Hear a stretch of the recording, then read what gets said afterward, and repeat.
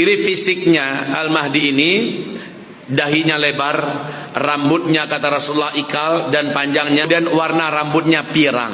Al-Mahdi itu nanti rambutnya pirang, tapi jenggotnya berwarna hitam lebat, Pak, sampai sedada. Dadanya bidang. Kemudian kata Rasulullah perutnya sispek, hidungnya mancung. Alis matanya kata Rasulullah seperti bulan sabit.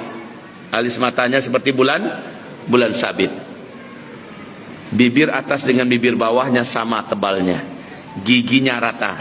Tidak ada satupun yang boneng maju ke depan atau yang mundur ke belakang. Tidak mampu disiksa, ada yang berani ngomong. Dia sudah duluan ke Mekah. 300 orang ini mengejar ke Mekah. Dan yang mengejar ini, maka tahulah ulama-ulamanya di Mekah. Yang dikejar inilah Al-Mahdi. Maka dengan cepat ulama mengepung Masjidil Haram. Lalu dilihatlah orang-orang yang tawaf.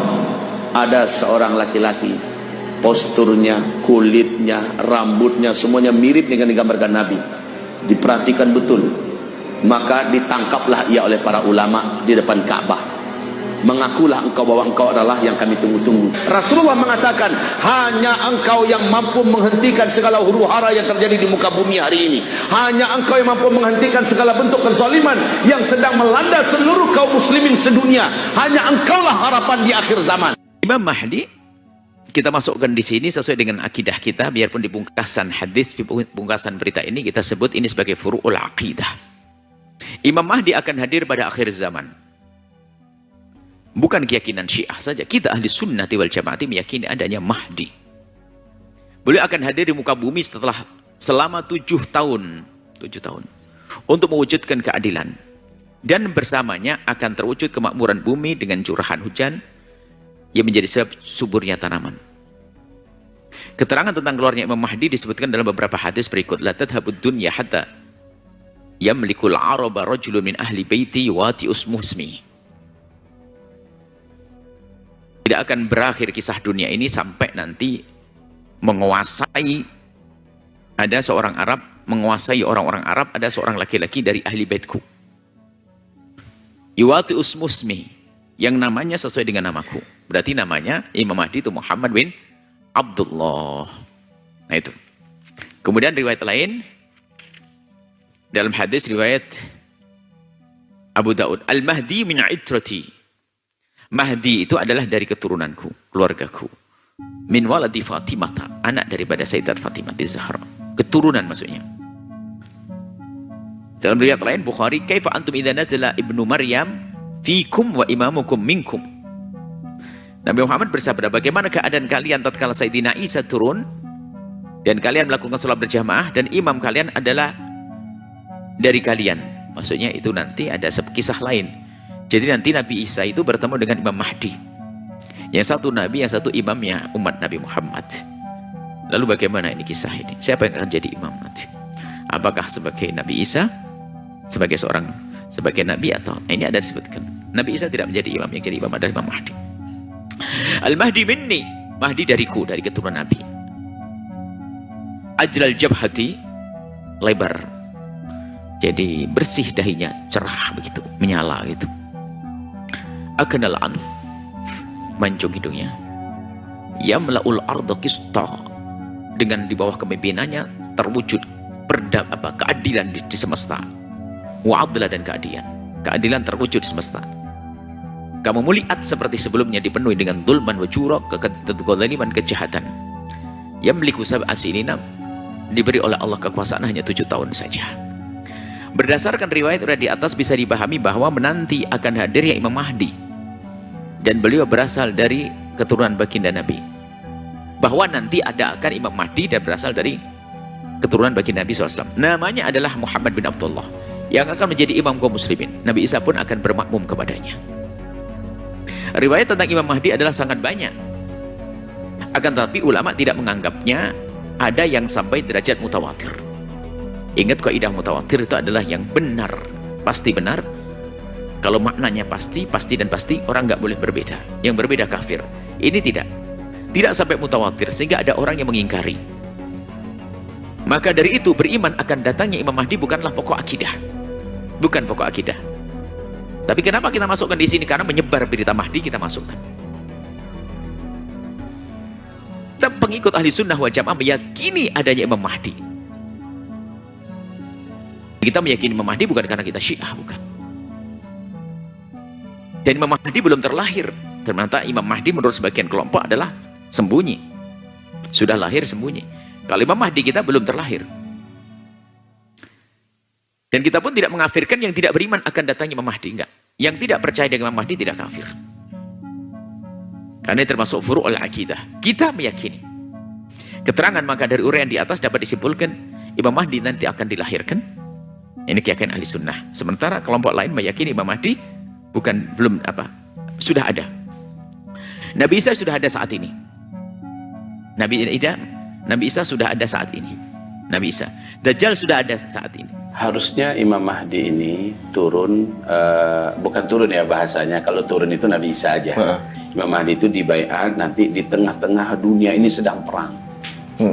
Darah bertumpah di mana-mana, kezaliman di mana-mana, kelaparan di mana-mana, bencana di mana-mana, orang putus asa semua hidup. Saat itu Imam Mahdi dibaiat di depan Ka'bah. Jadi gongnya itu dimulai kapan? Sejak Arab menjadi jahiliyah. Ya, sejak Arab menjadi jahiliyah, Arab dibungkus salju, tanah-tanah semua itu ada di Arab, maka itu persiapan menuju Imam Mahdi akan muncul. Makanya sekarang ini peperangan ini akan berakhir dengan Baitul Maqdis dimerdekakan kembali. Mahdi itu kata Ali bin Abi Thalib dalam hadis yang sahih, yushbihu nabiyakum fil khalqi fil khuluqi wala yushbihuhu fil khalqi. Al-Mahdi itu nanti adalah dari keturunan kandung anakku ini. Ali sambil memegang Hasan bin Ali. Anak Ali kan kembar dua, Hasan Hussein. Ali memegang Hasan. Apa kata Ali? Hasan ini adalah seorang sayyid. Dari keturunannya nanti akan muncul seorang pemimpin umat di akhir zaman. Namanya sama dengan nama Nabi kamu. Nama ayahnya sama dengan nama ayah Nabi kamu. Muhammad bin Abdullah atau Ahmad bin Abdullah. Dia mirip dengan Nabi kamu di bidang akhlak, tapi dia tidak mirip dengan Nabi kamu di bidang bentuk. Nih, kalau lihat kemarin di YouTube menyebar, ada penampakan atau muncul sosok cicit Nabi yang sangat rupawan. Kalau benar itu adalah cicit Nabi, setidaknya kurang lebih Rasulullah itu memang menawan, Pak. Putih, bersih, indah, wajahnya menarik, semuanya lengkap pada sosok Nabi. Tapi Al-Mahdi beda. Al-Mahdi kata Rasulullah SAW, warna kulitnya, sampai ke warna kulit Nabi sebutkan, Pak. Warna kulitnya coklat kehitam-hitaman. Warna rambutnya pirang. Warna jenggotnya tebal sampai ke dada. Jenggot teroris. Alisnya kata Rasulullah melengkung seperti bulan purnama. Maaf, melengkung seperti bulan sabit. Hidungnya, tulang hidungnya mancung dan lurus. Jadi hidung-hidung yang kayak kita-kita ini nggak laku jadi Al-Mahdi. Bibir atas dan bibir bawahnya sama tebal, seimbang dan indah dilihat. Giginya kata Rasulullah rata, tidak ada yang boneng ke depan, tidak ada yang mundur ke belakang. Jarak antara satu gigi dengan gigi yang lain dapat dimasukkan sehelai benang. Kemudian kata Rasulullah SAW, Al-Mahdi ini saat dibaiat persis dalam usia aku diangkat oleh Allah menjadi Nabi dan Rasul. Usianya 40 tahun.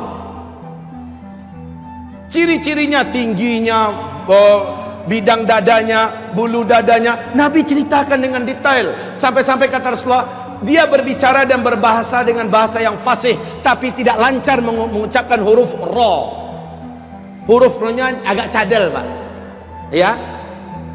Baik kaum muslimin, Rasulullah SAW meneruskan ada tanda-tanda alam menjelang kedatangan Al-Mahdi yang tidak bisa dikarang-karang, nggak bisa ditutup-tutupi.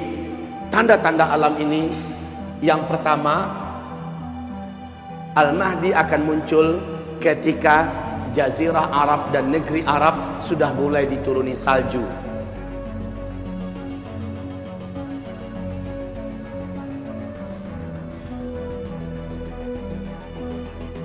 Salju turun di Arab. Sudah sejak 2009 salju mulai diansur-ansur Pak. 2012 sudah tebal, 2013 makin hebat, 2014 sudah mendekati Mekah, 2015 kemarin sahabat saya di Mekah kirim foto terbaru, video bukan foto lagi, video terbaru. Di Mekah sudah ada lembah yang sudah menggenang air, di pinggirnya sudah ada salju Pak. Syekh Saud Shuraim saat salju pertama mulai turun di Jazirah Arab, khususnya di Arab Saudi, dia berteriak sambil khutbah Jumat dan dia berkata, hadhihi ayatun min ayatillah. Ini adalah satu tanda di antara tanda-tanda ayat-ayat Allah fi akhir zaman, di akhir zaman. Hai manusia, ketahuilah oleh kalian, adakah tanda yang lebih jelas melainkan salju turun di Jazirah Arab? Kan nggak pernah kan sebelumnya kan?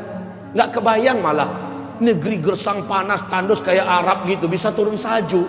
Tapi sekarang Mbak, seorang pilot pesawat Air Asia orang Indonesia, tinggalnya di Pak Ali namanya, tinggalnya di Cyber City ya, di Malaysia. Beliau mengatakan 3 tahun terakhir ini asal dia masuk daerah Arab, khususnya daerah Arab Saudi, langit itu selalu berawan sekarang. Dulu enggak, dan makin kesininya makin tebal awannya, makin hitam Pak. Ketika dia landing di mana-mana tempat dia sudah melihat ada tumpukan-tumpukan salju. Masya Allah, ini adalah tanda Al-Mahdi sudah sangat dekat. Bukankah Rasulullah bersabda, jika kamu mendengar Al-Mahdi keluar, kamu wajib pergi kepadanya, berbaiat bersamanya walau merangkak di atas salju. Kalimat merangkak di atas salju menandakan sudah tidak ada mobil, sudah tidak ada pesawat, tidak ada helikopter, walaupun jalan kaki, kejar, menyusullah, bergabunglah dengan Al-Mahdi walau merangkak di atas salju.